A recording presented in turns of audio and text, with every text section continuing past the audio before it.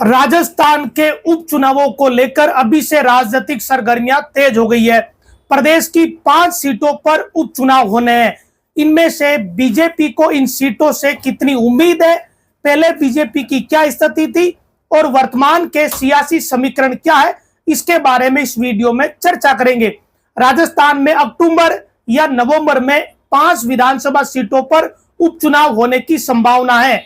115 सीटों वाली भाजपा इन चुनावों में अपनी स्थिति मजबूत करने के अवसर ढूंढ रही है, खासकर 2 सीटों पर झुंझुनू व खींवसर। यहां कांग्रेस को यह उम्मीद है कि यहां कुछ ना कुछ खेल हो जाएगा। इधर खींवसर की सीट राष्ट्रीय लोकतांत्रिक पार्टी के पास है। झुंझुनू व खींवसर दोनों ही सीटों पर बीजेपी विशेष नजर गड़ाए हुए है। झुंझुनू में कांग्रेस को भी उम्मीद है, लेकिन बीजेपी इन दोनों सीटों पर ज्यादा अपनी उम्मीद ढूंढ रही है। तो इसके पीछे के कारण क्या है? क्या यहां पहले से जो पार्टियां स्थापित है, क्या वही उपचुनाव जीतेगी या बीजेपी बाजी मारेगी? ये विषय और ये बात बड़ी महत्वपूर्ण है। लोकसभा चुनाव जीतने पर 5 विधायकों ने इस्तीफा दे दिया था। इन 5 पर उपचुनाव होने हैं अक्टूबर या नवंबर। ये दोनों महीने महत्वपूर्ण है। इन दोनों में से किसी एक महीने में उपचुनाव हो सकते हैं। बीजेपी के प्रदेश अध्यक्ष सीपी जोशी उपचुनाव वाले क्षेत्रों में दौरा करना शुरू कर चुके हैं। खींवसर, झुंझुनू, चौरासी, देवली, उनियारा और दौसा, ये वो 5 सीट है जहां पर उपचुनाव होने हैं। 7 राज्यों की 13 विधानसभाओं में उपचुनाव संपन्न होने के बाद अब अन्य राज्यों की जो बची हुई सीटें हैं, यहां उपचुनाव होने हैं। 7 राज्यों की 13 सीटों पर जो उपचुनाव हुए, उसमें एनडीए और बीजेपी की बड़ी बुरी स्थिति रही। 11 विधानसभाओं में बीजेपी व एनडीए हार गए। केवल 2 ही सीटें ऐसी थी जहां पर बीजेपी को जीत मिली है। ये उपचुनाव अभी अभी उनके रिजल्ट आए और भारतीय जनता पार्टी को लोकसभा चुनाव के बाद इन उपचुनावों में बड़ा झटका एक तरीके से लगा। 11 सीटें 13 में से हार जाना एनडीए के लिए बड़ी खतरे की घंटी से कम नहीं है, क्योंकि आगामी दिनों में कई राज्यों में चुनाव भी होने हैं, मुख्यमंत्री चुने जाने हैं, विशेषकर हरियाणा, महाराष्ट्र जैसे राज्य। अब अक्टूबर या नवंबर में राजस्थान की 5 सीटों पर चुनाव की संभावना है। उत्तर प्रदेश की भी 10 सीटें हैं जहां पर विधानसभाओं के उपचुनाव होने हैं, और ये दोनों राज्य ऐसे हैं जहां पर बीजेपी अभी से टेंशन में चल रही है। उत्तर प्रदेश की खींचतान जग जाहिर है कि किस तरीके से यूपी में खींचतान चल रही है। राजस्थान में क्या स्थितियां हैं, ये अभी से दिख रही है। लोकसभा चुनाव में कई विधायक लोकसभा चुनाव मैदान में उतरे तो वो सांसद बन गए। अब राजस्थान की जो स्थिति है, इन सीटों में विशेषकर 2 सीटें ऐसी है जहां पर भारतीय जनता पार्टी जो इस समय राजस्थान में सत्ता में, वो विशेष नजर गड़े हुए हैं। खींवसर और झुंझुनू। खींवसर से विधायक रहे हनुमान बेनीवाल, नागौर लोकसभा क्षेत्र से सांसद बन गए। झुंझुनू से विधायक रहे ब्रजेंद्र ओला बन गए। चौरासी से विधायक रहे राजकुमार रोहत बन गए। देवली उनियारा के विधायक रहे हरीश मीणा सांसद बन गए, और टोंक से और दौसा से मुरारी लाल मीणा वो भी सांसद बन गए। सांसद निर्वाचित होने के बाद इन्होंने इस्तीफा दिया और ये सीटें 5 की 5 खाली हो गई। अब इन सीटों पर जल्दी से जल्दी चुनाव करवाने हैं। इसी को लेकर जो सत्ताधारी पार्टी है वो बीजेपी, वो समय से ही तैयारियां करनी शुरू कर चुकी है। बीजेपी के प्रदेश कार्यालय में पिछले दिनों एक अहम बैठक हुई थी, जिसमें लोकसभा चुनाव के प्रभारी डॉक्टर विनय क्षेत्रबुद्धे, सीएम भजनलाल, प्रदेश अध्यक्ष सीपी जोशी सहित बीजेपी के संगठन से जुड़े हुए पदाधिकारी मौजूद रहे। इस बैठक के बाद जयपुर में प्रदेश कार्य समिति की भी बैठक हुई।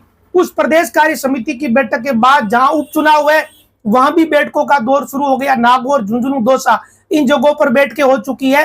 नागौर देहात की भी बैठक हो चुकी है। नागौर शहर बीजेपी की बैठक में सीपी जोशी मौजूद रहे। नागौर देहात की बैठक में खुद मुख्यमंत्री मौजूद रहे। इसके सियासी मायने हैं।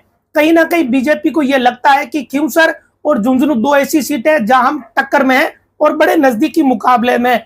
बाकी 3 सीटों को लेकर अभी से स्थितियां बीजेपी में भी दिखने लगी।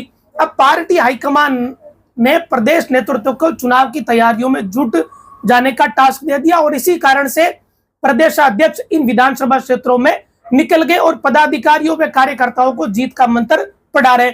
बीजेपी के प्रदेश अध्यक्ष सीपी जोशी उपचुनाव वाले क्षेत्रों में जो दौरा कर रहे हैं वहां से फीडबैक ले रहे हैं, क्या कमियां हैं लोकसभा चुनाव में, क्या कमियां रही, आगे हम क्या सुधार कर सकते हैं, क्या कार्यकर्ताओं में पदाधिकारियों की समस्या है, क्या उनके मुद्दे हैं, इन सारी बातों को 1 to 1 पूछ रहे हैं। जैसे कि क्यूसर के मामले में क्यूसर के पदाधिकारियों के साथ सीपी जोशी ने गोपनीय चर्चा करी और क्यूसर के पदाधिकारियों ने अपनी पीड़ा, अपने मुद्दे, अपनी बातें रखी, और ऐसा ही दूसरी जगहों पर भी देखने को मिला है। तो ये जो बैठकों का दौर है ये चलने लगा। अब एक बात महत्वपूर्ण ये है कि बीजेपी इतना जतन क्यों कर रही है। दरअसल बीजेपी के पास 115 विधायक है। इस उपचुनाव में जो 5 सीटें, यहां बीजेपी के लिए ऐसा कुछ नहीं है खोने के लिए, ऐसा कुछ भी नहीं है जिससे बीजेपी के हाथ से कुछ निकल जाएगा, क्योंकि खिंवसर, झुंझुनू, 84, देवली उनियारिया और दौसा, ये 5 सीट ऐसी है जहां एक भी बीजेपी के पास थी नहीं। 3 सीटों पर कांग्रेस के विधायक थे, जबकि 2 सीटों में से एक पर आरएलपी और दूसरी में भारत आदिवासी पार्टी के विधायक थे, यानी बीजेपी के पास कोई विधायक था नहीं। अगर इनमें से बीजेपी एक भी जीतती है तो बीजेपी डंके की चोट पर कहे कि हम तो मजबूत हुए, लेकिन बीजेपी सत्ताधारी पार्टी है। ऐसे में बीजेपी पर इस बात का प्रेशर है कि 5 में से ज्यादा सीटें बीजेपी जीते। ये वाकई में बीजेपी पर प्रेशर है। और जो अभी उपचुनाव के रिजल्ट आए 13 सीटों के, उनमें 11 में एनडीए हारा। इसके बाद प्रेशर बढ़ा ही है, घटा नहीं है। तो बीजेपी के पास वैसे तो खोने के लिए कुछ नहीं है, लेकिन अगर बीजेपी जीतती है तो बीजेपी की सीटों का इजाफा होगा। अभी 115 सीटें हैं। नवंबर 2023 में 199 सीटों पर जो उपचुनाव हुए, उनमें से 115 पर बीजेपी ने जीत दर्ज की। कांग्रेस के प्रत्याशी गुरमीत सिंह कुन्नर का निधन हुआ, उसके बाद चुनाव टल गए थे। फिर चुनाव हुए तो उनके बेटे चुनाव जीत गए। तो ये स्थिति रही। अभी बीजेपी का ज्यादा जोर 5 में से 2 सीटों पर है, जैसा कि मैंने पहले आपको बताया। और एक बार फिर मंडल स्तर से लेकर बूथ स्तर के पदाधिकारियों व कार्यकर्ताओं को टंटोला जा रहा है, उनसे फीडबैक लिया जा रहा है कि क्या हम कर सकते हैं खिंवसर और झुंझुनू में, क्योंकि बड़ा महीन अंतर देखा गया और इसी कारण से ज्यादा ये चीजें की जा रही है। अब देखिए आगे रहता क्या है, ये तो देखने वाली बात रहेगी।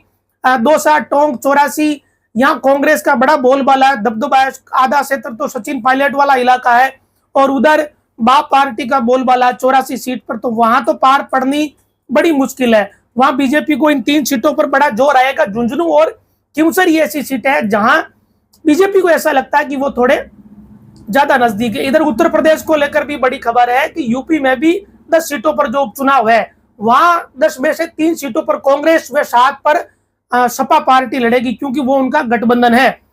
तो यूपी व राजस्थान दोनों जगहों पर 15 उपचुनाव है, 15 विधानसभाओं में, और सारी चुनौतियां बीजेपी के सामने है। राजस्थान से भी ज्यादा यूपी में चुनौती है, क्योंकि वहां अभी खटपट का दौर जारी है।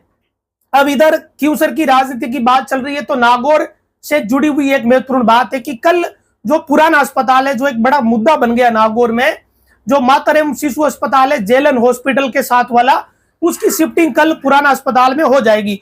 वो अब स्थायी रूप से यहाँ आ जाएगा। और जैसे ही इसकी आधिकारिक चीज सामने आई तो ज्योति मिर्धा ने एक बकायदा पोस्ट करी है, जिसमें मुख्यमंत्री भजनलाल का आभार जताया और कहा कि हमारी सरकार स्वास्थ्य सेवाओं के विस्तार के लिए प्रतिबद्ध है, संकल्पबद्ध है। और इसी के तहत जेलन अस्पताल का जो मातृ एवं शिशु स्वास्थ्य केंद्र है, उसकी सारी सेवाएं अब पुराना अस्पताल यानी राजकीय सेठ श्री वल्लभ रामदेव पित्ती अस्पताल में शनिवार 20 जुलाई से संचालित होगी। ज्योति मिर्धा ने आगे यह भी लिखा कि गत वर्ष 17 दिसंबर को पुराना अस्पताल भवन को प्रारंभ करवाने के लिए मेरे द्वारा किए गए निरीक्षण के बाद प्रदेश के मुख्यमंत्री भजनलाल शर्मा से भी हमने आग्रह किया और 17 जुलाई को चिकित्सा मंत्री गजेंद्र सिंह खिंवसर से सकारात्मक बात हुई और पुराना अस्पताल में माता एवं शिशु अस्पताल की सेवाएं शनिवार से संचालित करने की स्वीकृति हमें मिल गई है। ये नागौर के लिए सौगात है और इसके लिए हम प्रयास कर रहे थे। नागौर की जनता इसकी हकदार थी और मैं उनका आभार प्रकट करती हूँ। ऐसी बातें ज्योति मिर्धा ने कही और कहा कि इससे जनता का फायदा होगा। तमाम ऐसी चीजें ज्योति मिर्धा द्वारा लिखी गई। साथ ही ये भी कहा कि 20 जुलाई को वो शनिवार को नागौर में रहेगी और बीजेपी के कार्यकर्ताओं और क्षेत्र के लोगों से मुलाकात करेंगे, संवाद करेंगे, जन सुनवाई करेंगे। यानी बीजेपी की प्रदेश उपाध्यक्ष व लोकसभा प्रत्याशी रही ज्योति मिर्धा कल नागौर रहने वाली है और कल ही नागौर का पुराना अस्पताल फिर से शुरू हो जाएगा। नागौर के लोगों के लिए वाकई में ये महत्वपूर्ण बात है। ये अब श्रेय लेने जैसी होड़ अब नेताओं के बीच मचेगी, जैसा नागौर में हमेशा होता है। किसने किया किसने नहीं किया, इस विषय पर लंबी चौड़ी कहानी चलती रहेगी। पिछले दिनों जब हनुमान बेनीवाल कलेक्टेड आए तो उन्होंने भी कहा कि वो प्रयास कर रहे हैं ताकि पुराना अस्पताल चालू हो जाए। कुल मिला के नेताओं का ये सब चलता रहता है। और क्यूंसर का उपचुनाव है तो ऐसे में नागौर के नेताओं की राजनीतिक गतिविधियां लगातार बढ़ेगी, दिनों दिन बढ़ने ही वाली है, इसमें कमी नहीं आने वाली है। अब अक्टूबर या नवंबर कौन से माह में चुनाव तय होंगे ये आने वाले दिनों में पता चलेगा। हो सकता है कि जुलाई के अंतिम सप्ताह या अगस्त के पहले सप्ताह में हमें पता चल जाए लगभग कि चुनाव अक्टूबर में होंगे या नवंबर में होंगे। तो तब तक ये राजनीतिक गतिविधियां चलती रहेगी, बड़ी हलचल रहेगी। चुनाव मैदान में कौन आएगा उपचुनाव में, ये रोचक बात है, कुछ भी हो सकता है। नागौर की राजनीति इतनी महीन है कि विधानसभा चुनाव से लेकर लोकसभा चुनाव तक कितने नेताओं ने पलटी मारी। कोई नेता किधर था, दूसरी पार्टी में आ गया, दूसरी पार्टी वाला तीसरी पार्टी में चला गया। तो चौंकना मत, अगर इस उपचुनाव के दौरान कुछ ऐसा हो जाए, इस उपचुनाव से पहले अगर कुछ हो जाए कि कोई नेता किधर था और वापस किधर चला गया, तो कोई चौंकने वाली बात नहीं है। कोई नेता किधर भी जा सकता है, ये नेताओं के लिए बड़ी सामान्य बात हो गई। और हमने देखा है विधानसभा चुनाव से पहले फिर लोकसभा चुनाव से पहले बहुत सारे नेताओं ने इधर से उधर और उधर से इधर गए।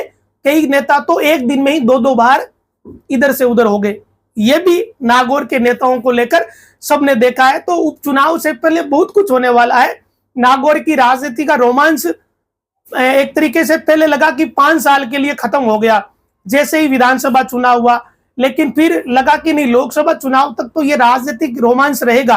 अब ऐसा लगता है कि क्यूंसर के उपचुनाव में भी जबरदस्त हलचल और ऐसी गतिविधियां होने वाली है। तो कुछ ना कुछ तो खटपट या उतार चढ़ाव या अदला बदली का खेल क्यूंसर वाले उपचुनाव से पहले भी संभव है। सबके अपने राजनीतिक हित होते हैं, सबको लगता है कि सत्ता सबको चाहिए, किसको नहीं चाहिए, तो कुछ भी संभव है। तो आज की ये चर्चा रही जो आपके साथ साझा करिए। नमस्कार।